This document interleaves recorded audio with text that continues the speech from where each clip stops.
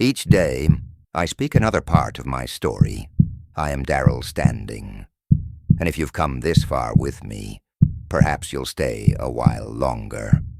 This journey is told one chapter at a time. Subscribe to Harmonic Echo, so these words may find their way beyond these walls. Chapter 2. I am Darrell Standing. They're going to take me out and hang me pretty soon. In the meantime, I say my say and write in these pages of the other times and places. After my sentence, I came to spend the rest of my natural life in the prison of San Quentin. I proved incorrigible. An incorrigible is a terrible human being. At least such is the connotation of incorrigible in prison psychology. I became an incorrigible because I abhorred waste motion. The prison, like all prisons, was a scandal and an affront of waste motion. They put me in the jute mill. The criminality of wastefulness irritated me. Why should it not? Elimination of waste motion was my speciality. Before the invention of steam, or steam-driven looms 3,000 years before, I had rotted in prison in old Babylon. And trust me, I speak the truth when I say that in that ancient day, we prisoners wove more efficiently on hand looms than did the prisoners in the steam-powered loom rooms of San Quentin. The crime of waste was abhorrent. I rebelled. I tried to show the guards a score or so of more efficient ways. I was reported. I was given the dungeon and the starvation of light and food. I emerged and tried to work in the chaos of inefficiency of the loom rooms. I rebelled. I was given the dungeon, plus the straitjacket. I was spread-eagled, thumbed up, and privily beaten by the stupid guards, whose totality of intelligence was only just sufficient to show them that I was different from them, and not so stupid. 2 years of this witless persecution I endured. It is terrible for a man to be tied down and gnawed by rats. The stupid brutes of guards were rats, and they gnawed the intelligence of me, gnawed all the fine nerves of the quick of me and of the consciousness of me. And I, who in my past have been a most valiant fighter, in this present life was no fighter at all. I was a farmer, an agriculturist, a desk-tied professor, a laboratory slave, interested only in the soil and the increase of the productiveness of the soil. I fought in the Philippines because it was the tradition of the Standings to fight. I had no aptitude for fighting. It was all too ridiculous, the introducing of disruptive foreign substances into the bodies of little black men folk. It was laughable to behold science prostituting all the might of its achievement and the wit of its inventors to the violent introducing of foreign substances into the bodies of black folk. As I say, in obedience to the tradition of the Standings, I went to war and found that I had no aptitude for war. So did my officers find me out, because they made me a quartermaster's clerk, and as a clerk at a desk, I fought through the Spanish-American War. So it was not because I was a fighter, but because I was a thinker, that I was enraged by the motion wastage of the loom rooms and was persecuted by the guards into becoming an incorrigible. One's brain worked, and I was punished for its working. As I told Warden Atherton, when my incorrigibility had become so notorious that he had me in on the carpet in his private office to plead with me, as I told him then. It is so absurd, my dear Warden, To think that your rat throttlers of guards can shake out of my brain the things that are clear and definite in my brain. The whole organization of this prison is stupid. You are a politician. You can weave the political pull of San Francisco saloon men and ward healers into a position of graft, such as this one you occupy. But you can't weave jute. Your loom rooms are 50 years behind the times. But why continue the tirade? For tirade it was. I showed him what a fool he was, and as a result he decided that I was a hopeless incorrigible.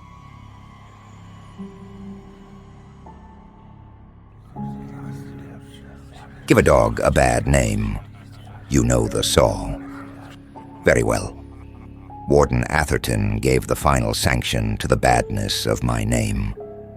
I was fair game. More than one convict's dereliction was shunted off on me, and was paid for by me in the dungeon on bread and water, or in being triced up by the thumbs on my tiptoes for long hours, each hour of which was longer than any life I have ever lived. Intelligent men are cruel. Stupid men are monstrously cruel. The guards and the men over me, from the warden down, were stupid monsters. Listen, and you shall learn what they did to me. There was a poet in the prison, a convict, a weak-chinned, broad-browed, degenerate poet. He was a forger, he was a coward, he was a snitcher, he was a stool. Strange words for a professor of agronomics to use in writing, but a professor of agronomics may well learn strange words when pent in prison for the term of his natural life. This poet forger's name was Cecil Winwood.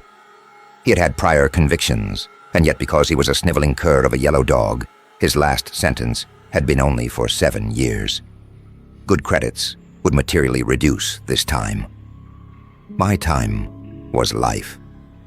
Yet this miserable degenerate, in order to gain several short years of liberty for himself, succeeded in adding a fair portion of eternity to my own lifetime term. I shall tell what happened the other way around, for it was only after a weary period that I learned.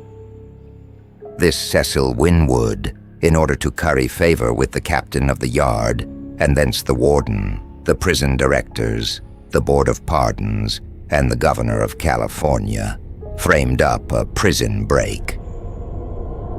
Now note 3 things. A. Cecil Winwood was so detested by his fellow convicts that they would not have permitted him to bet an ounce of Bull Durham on a bedbug race. And bedbug racing was a great sport with the convicts. B. I was the dog that had been given a bad name. C. For his frame-up, Cecil Winwood needed the dogs with bad names. The lifetimers, the desperate ones, the incorrigibles. But the lifers detested Cecil Winwood. And when he approached them with his plan of a wholesale prison break, they laughed at him and turned away with curses for the stool that he was. But he fooled them in the end, 40 of the bitterest wise ones in the pen. He approached them again and again.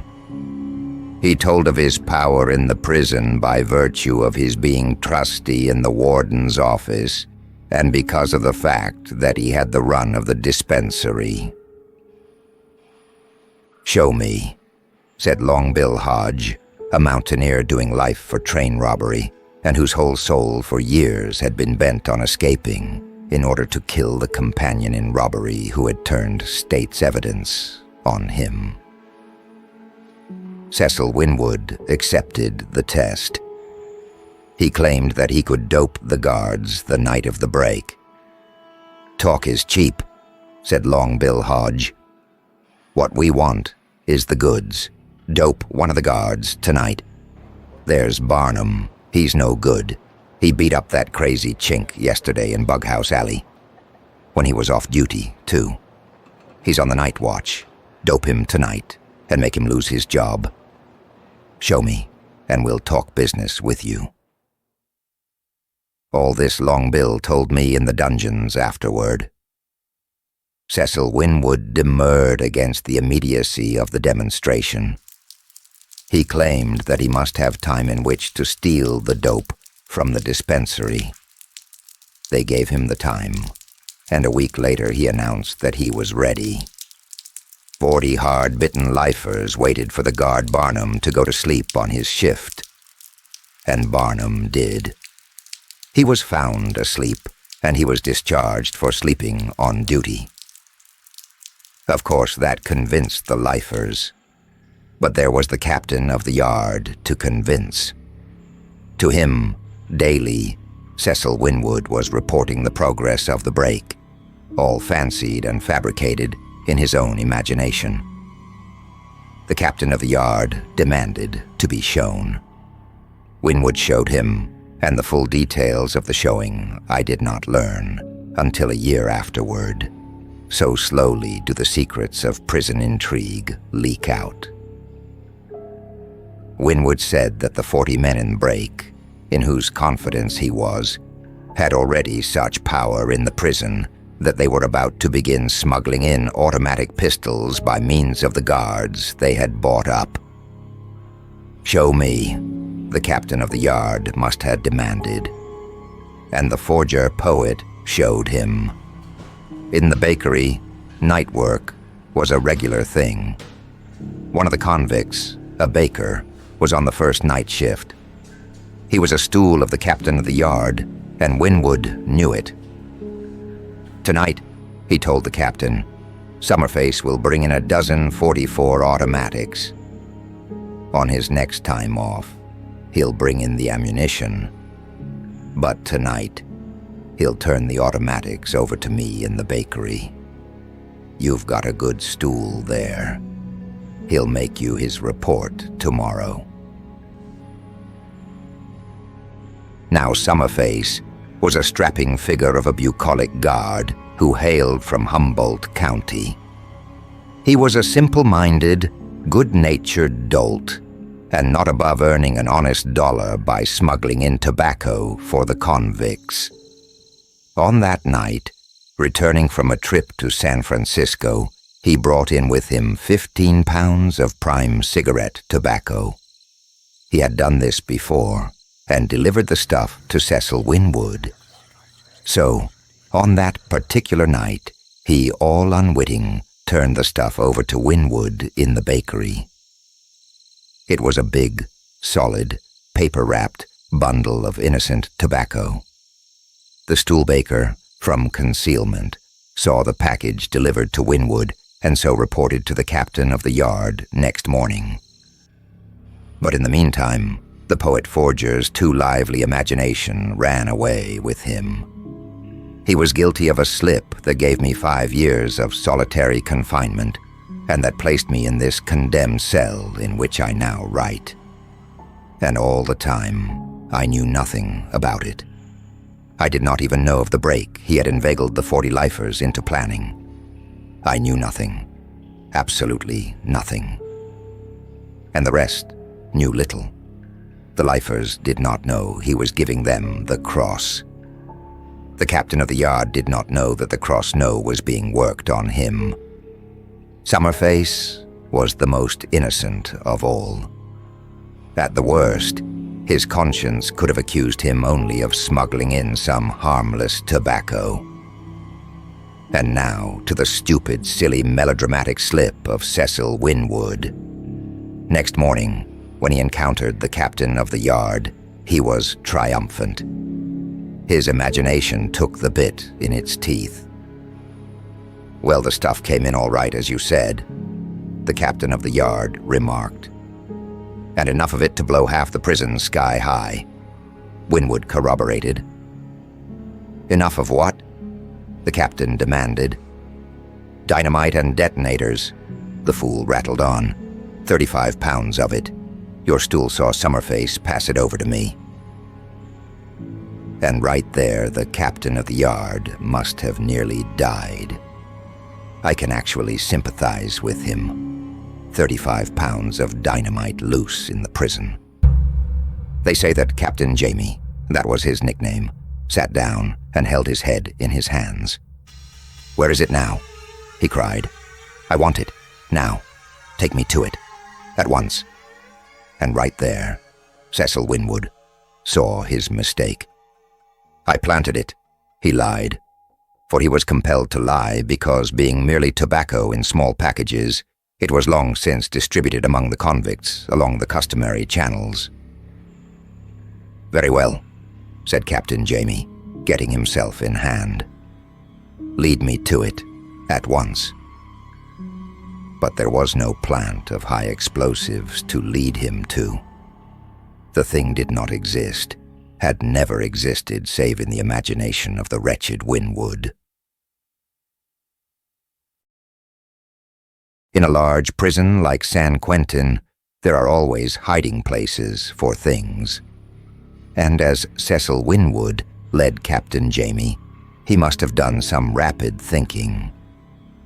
As Captain Jamie testified before the board of directors, and as Winwood also so testified, on the way to the hiding place, Winwood said that he and I had planted the powder together. And I, just released from 5 days in the dungeons and 80 hours in the jacket, I, whom even the stupid guards could see, was too weak to work in the loom room. I, who had been given the day off to recuperate from too terrible punishment. I was named as the one who had helped hide the non-existent 35 pounds of high explosive. Winwood led Captain Jamie to the alleged hiding place. Of course, they found no dynamite in it. "My God," Winwood lied. "Standing has given me the cross. He's lifted the plant and stowed it somewhere else." The captain of the yard said more emphatic things than "my God."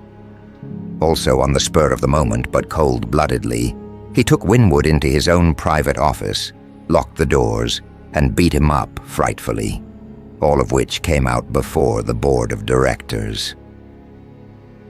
But that was afterward.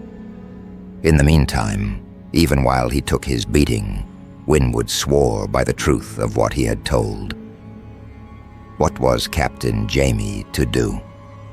He was convinced that 35 pounds of dynamite were loose in the prison and that 40 desperate lifers were ready for a break. Oh, he had Summerface in on the carpet, and although Summerface insisted the package contained tobacco, Winwood swore it was dynamite and was believed. At this stage, I enter, or rather I depart, for they took me away out of the sunshine and the light of day to the dungeons. And in the dungeons and in the solitary cells, out of the sunshine and the light of day, I rotted for 5 years. I was puzzled. I had only just been released from the dungeons and was lying pain-racked in my customary cell when they took me back to the dungeon. "Now," said Winwood to Captain Jamie, "though we don't know where it is, the dynamite is safe. Standing is the only man who does know, and he can't pass the word out from the dungeon. The men are ready to make the break. We can catch them red-handed. It is up to me to set the time. I'll tell them 2 o'clock tonight, and tell them that, with the guards doped, I'll unlock their cells and give them their automatics. If at 2 o'clock tonight you don't catch the 40 I shall name with their clothes on and wide awake, then, Captain, you can give me solitary for the rest of my sentence. And with Standing and the 40 tight in the dungeons, we'll have all the time in the world to locate the dynamite. If we have to tear the prison down stone by stone," Captain Jamie added valiantly. That was 6 years ago. In all the intervening time, they have never found that non-existent explosive, and they have turned the prison upside down 1,000 times in searching for it. Nevertheless, to his last day in office, Warden Atherton believed in the existence of that dynamite. Captain Jamie who is still captain of the yard, believes to this day that the dynamite is somewhere in the prison. Only yesterday, he came all the way up from San Quentin to Folsom to make one more effort to get me to reveal the hiding place. I know he will never breathe easy until they swing me off.